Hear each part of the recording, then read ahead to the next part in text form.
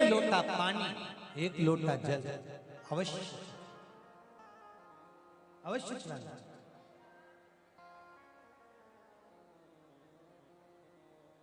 एक लोटा पानी भगवान शंकर को अवश्य।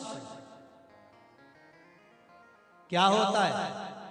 3 दोष समाप्त होते हैं एक लोटा पानी शिव जी को चढ़ाने से। 3 दोष। पहला पितृदोष, दूसरा वास्तु दोष और तीसरा कालसर्प दोष।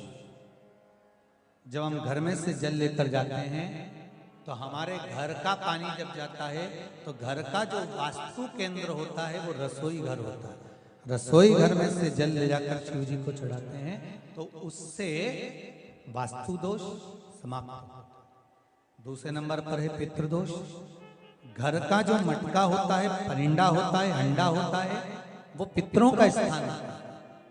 उस पितरों के स्थान पर जो जल भरा होता है उसमें से अगर भाग भगवान शिव को चढ़ाया जाए तो पितरों का देवता आर्यमा भगवान शंकर के कहने पर चलता है। इसलिए वो भाग जब शिव को प्राप्त होता है तो आर्यमा संतुष्ट होकर पितरों को भी फल प्रदान करता है। तीसरे नंबर पर कालसर्प दोष। भगवान शंकर को एक लोटा पानी अगर चढ़ा रहे हो, भगवान शिव पर एक लोटा पात्र जल का अगर चढ़ा रहे हो तो आपका कालसर्प दोष समाप्त। कालसर्प दोष होता कैसे? शंकर भगवान का चढ़ा हुआ जल तुलसी जी में चढ़ाने से पत्रिका में कालसर्प दोष हो जाता है।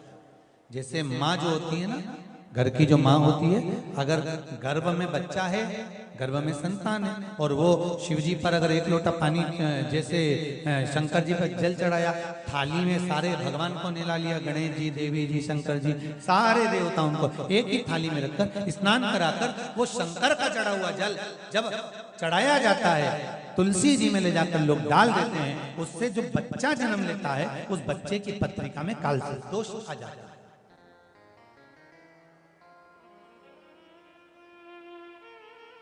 इसलिए शिव महापुराण की कथा कहती है सारे देवताओं को भले एक ही थाली में स्नान करा लो, एक ही पात्र में स्नान करा लो, पर देवाधिदेव महादेव को एक छोटे से पात्र में अलग से स्नान करा लेना चाहिए, अलग से।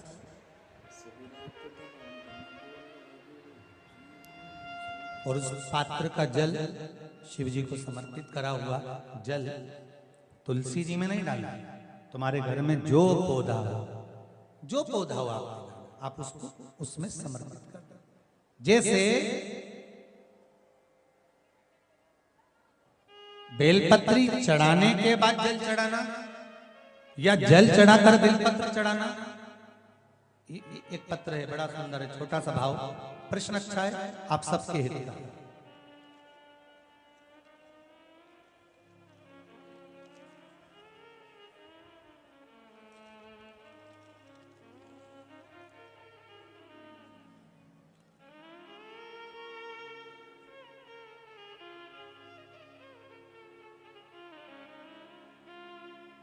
अरुणा जी अग्रवाल जयपुर, झरना जी अग्रवाल जयपुर राजस्थान से इन्होंने प्रश्न किया है, गुरुदेव दूध, कच्चा दूध केवल शिवलिंग पे चढ़ाना चाहिए या पूरे शिव परिवार पे चढ़ाना चाहिए? प्रश्न अच्छा है। और शिव महापुराण की कथा रुद्राक्ष उत्सव चल रहा है तो आप उसको समझें। दूध केवल शिवलिंग पे चढ़ाना चाहिए या जो शिवलिंग के आसपास में सभी परिवार विराजमान होता है उस पे भी चढ़ाना चाहिए? अगर लिंग पुराण आप उठाकर देखेंगे तो लिंग पुराण में एक बड़ा सुंदर संवाद आता है जिसमें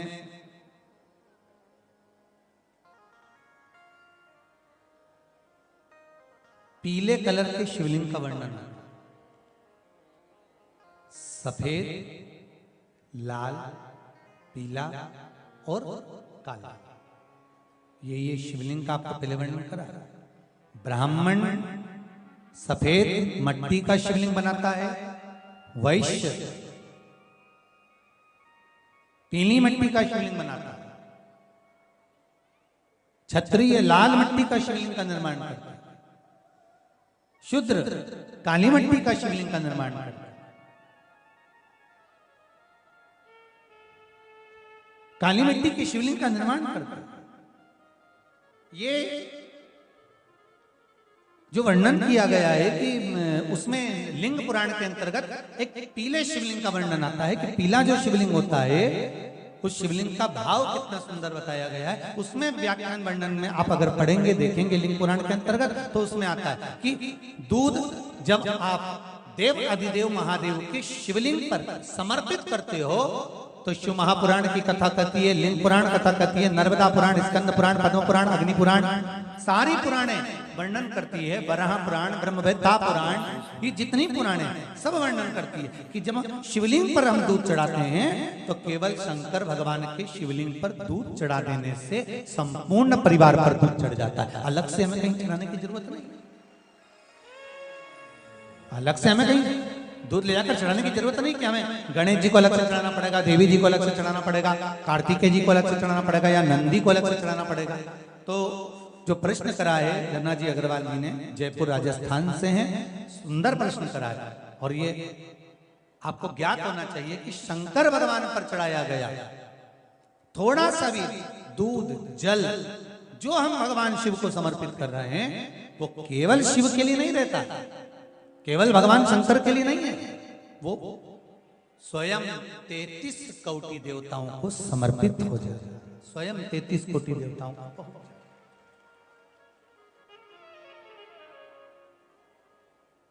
अलग से देने की जरूरत नहीं है।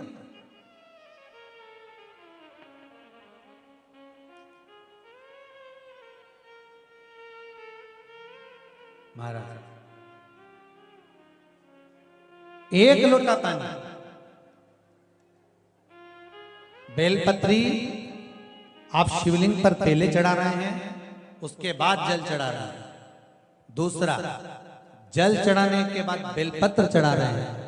ये दो अलग अलग क्रम है शंकर भगवान के पूजन के। आप समझ लीजिएगा जरा, ये प्रसंग कभी नहीं आया, आज आया है तो उसको समझ लें।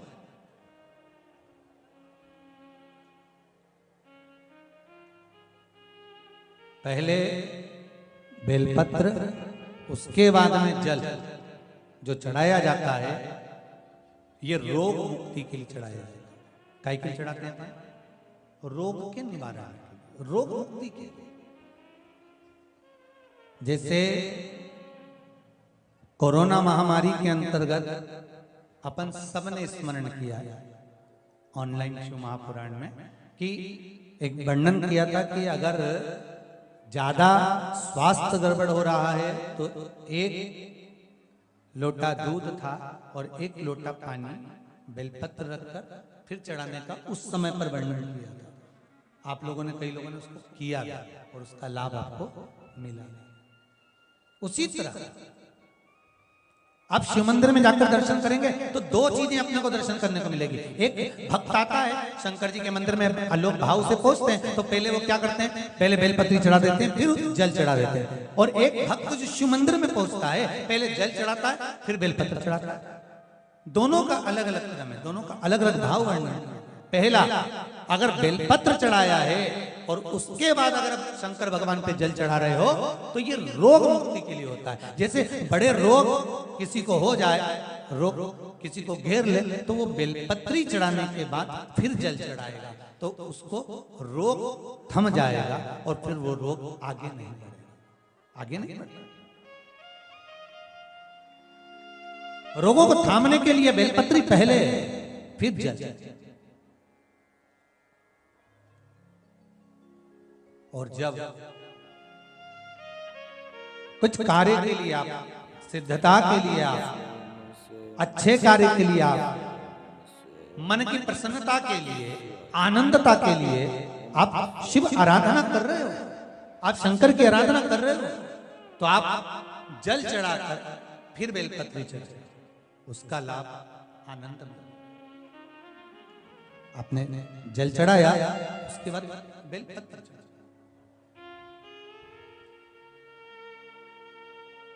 बस एक बात का स्मरण आपको होना चाहिए शिव महापुराण का, कि जब भी आप भगवान शंकर को बेलपत्र चढ़ाते हैं, बेलपत्र समर्पित करते हैं, बेलपत्र समर्पित करते समय प्रयास करा करें कि ये बेलपत्र को जब भी आप समर्पित करें, प्रयास करें कि बीच की जो पत्ती होती है बेलपत्र की, मध्य की जो पत्ती होती है, उसको अंगुष्ठ से पकड़ा जाए।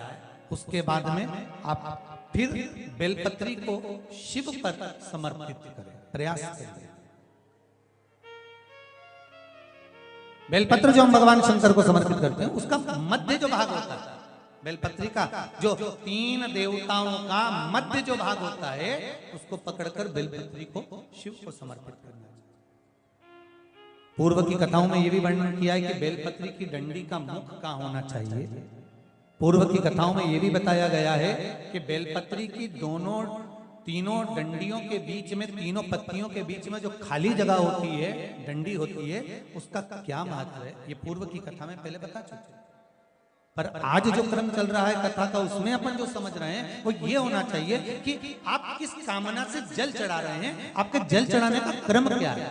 अगर आप रोग मुक्ति के लिए चढ़ा रहे हैं तो पहले बेलपत्र चढ़ेगी, फिर जल चढ़ेगा। आप कार्य सिद्धि के लिए चढ़ा रहे हैं, पहले जल चढ़ेगा, फिर बेलपत्र चढ़ेगी। और यदि कोई विशेष कार्य है आपका, जो आपको भगवान शंकर से जाकर कहना है, कोई विशेष कार्य, जैसे ब्रह्मलोक में ब्रह्मा है, वैकुंठ में भगवान विष्णु है, पर संसार सागर में, ब्रह्मांड में, मृत्यु लोक में अगर कोई देव है तो वो देव अधिदेव महादेव, वो देव अधिदेव महादेव, दूसरा है।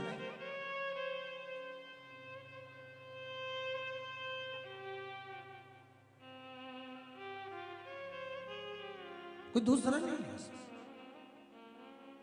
भगवान दया करना, मैं तेरे भरोसे हूँ। भोलेनाथ दया करना, मैं तेरे भरोसे हूँ। ना घर के भरोसे हूँ, ना परिवार के भरोसे हूँ, सब गाइए।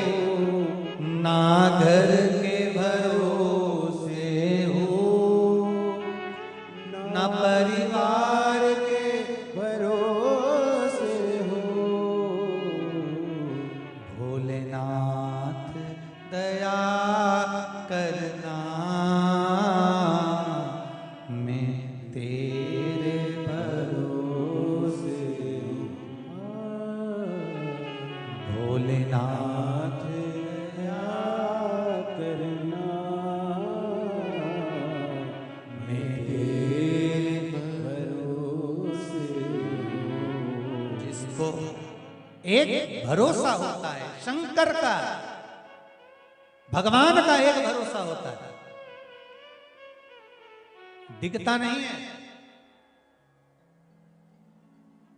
दिखता नहीं है।